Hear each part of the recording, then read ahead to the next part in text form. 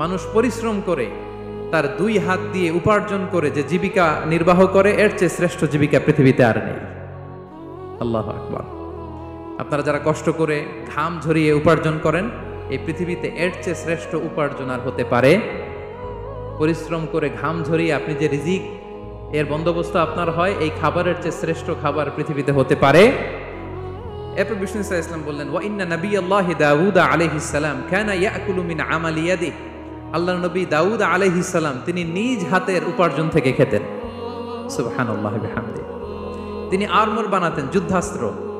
তিনি বর্ম বানাতেন, নিজ হাতে বর্ম বানিয়ে যুদ্ধাস্ত্র বানিয়ে বিক্রি করে সেটা দিয়ে জীবিকা নির্বাহ করতেন। আল্লাহু আকবার। তাহলে পরিশ্রমের কোনো বিকল্প নেই। শ্রমের মাধ্যমে যে উপার্জন, এটা শ্রেষ্ঠ উপার্জন। তাই শ্রমজীবী যারা আছেন, মনক্ষুণ্ণ হবেন না, মন ছোট করবেন না। You are the super hero,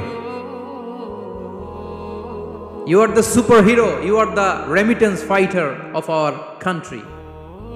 এজন্য রাস্তা দিয়ে যখন হাঁটবেন, বুক ফুলিয়ে হাঁটবেন, বুক ফুলিয়ে হাঁটতে হবে। এজন্য আমি আমার প্রিয় মাতৃভূমি বাংলাদেশের গভর্নমেন্টকে অনুরোধ করবো, আমাদের শ্রমজীবী ভাইদের যাতে সুবিধা হয় এই ব্যবস্থা আপনাদের করতে হবে। বিনীত অনুরোধ রাখবো। শ্রম মন্ত্রণালয়ে যারা দায়িত্বে আছেন, স্পেশালি তাদেরকে রিকোয়েস্ট করবো, আমাদের শ্রমজীবী ভাইদের যেন কোনো কষ্ট না হয়, কারণ তাদের পাঠানো রেমিটেন্সে সচল থাকে আমার দেশের অর্থনীতির চাকা। তারা ভালো থাকলে ভালো থাকবে বাংলাদেশ। ভেরি সিম্পল, ঠিক কিনা বলেন?